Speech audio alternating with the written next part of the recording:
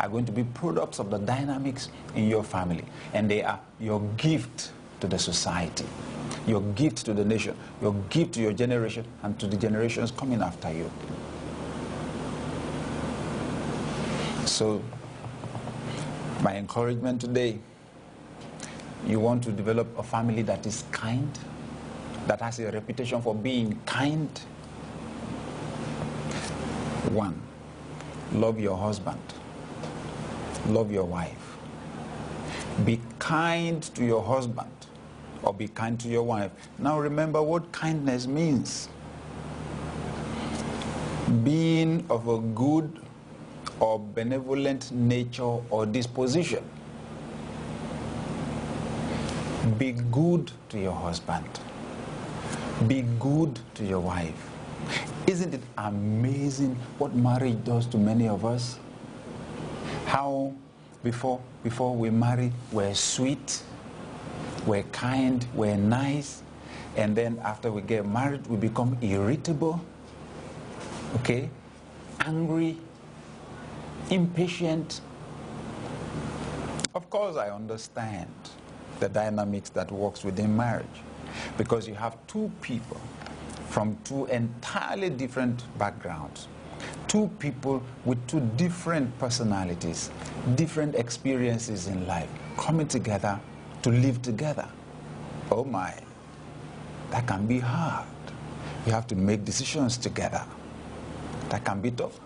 But marriage is also probably our best opportunity for developing character.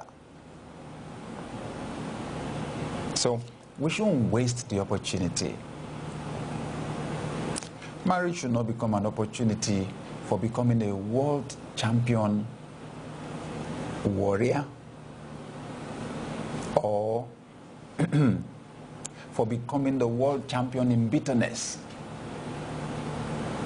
Actually, some people become world champion boxers because they get down to hitting themselves physically, abusing themselves physically.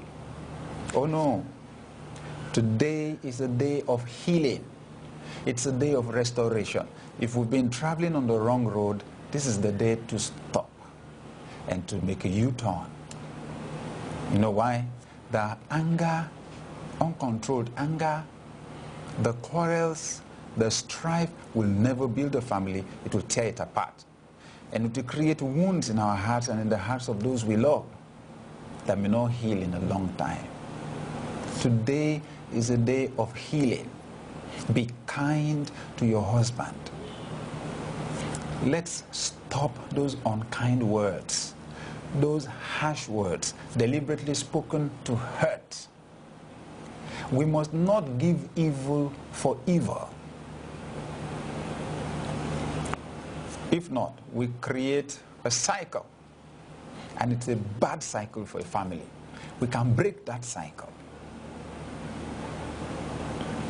Be kind to your husband. Be kind to your wife. Speak kind words. Pay compliments. Be courteous. Don't take your husband for granted. Don't take your wife for granted. It's very easy for familiarity to set in. But you see, the person who looks normal to you is valued outside. And it shouldn't happen that your husband or wife should be more celebrated outside than she is celebrated at home. Let's be kind to our husbands and to our wives. I know some things may have been wrong, but today is a day of healing. It's a day of restoration. It's a day to correct what has been wrong. It's a day to say, I'm sorry. It's a day to forgive. It's a day to take away the frown and to replace it with a smile. It's a day to hug. Be kind to your husband. Be kind to your wife. Encourage your husband. Encourage your wife. Be your husband's cheerleader in whatever he's doing. Be your wife's cheerleader in whatever she is doing. Add value. to your husband or to your wife, buy your husband a gift. Give your wife a gift. Those are expressions of kindness, and kindness should begin at home. Secondly, be kind to your children. Be kind to your children. Children are people too. They have feelings. Don't wash down their esteem. Don't talk down on them and make them feel small and worthless. Speak kind words to your children. Speak encouraging words to your children. Tell them that you love them. It helps. Hug them. Pay them compliments when they do the right thing. Even when they think they are failing, encourage them. It's not the end of the world. They can try again. When we sow seeds of rejection and abuse into the hearts of children, those seeds grow and they multiply themselves into the future.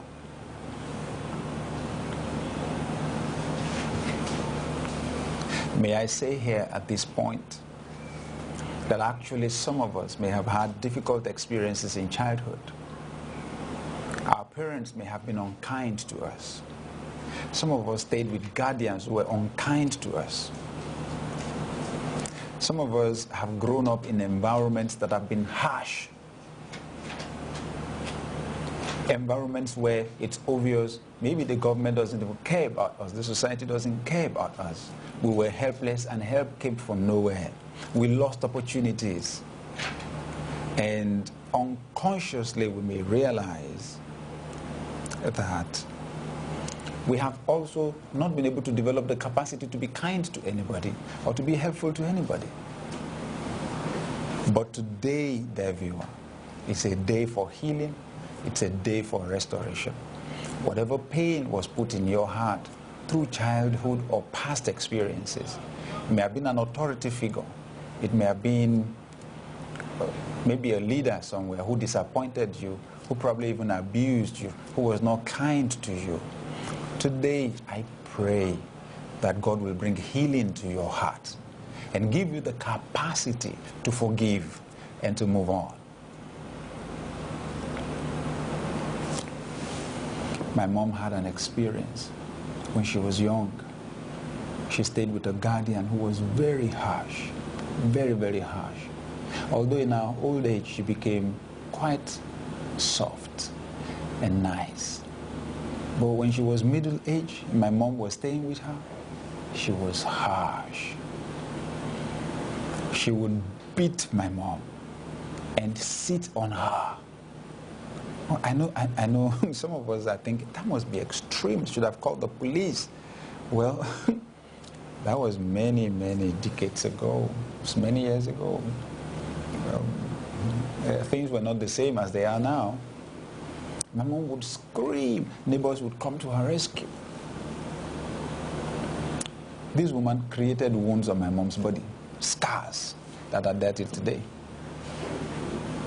But thank God the scars are there, but the pain is no more. Later on, I mean, she would curse my mom that she would never do well. But you know, she was not God.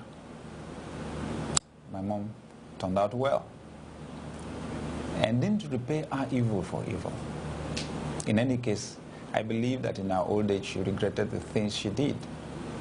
And my mom would go visit with her, along with my dad. Listen. Experiences in life are like fruits.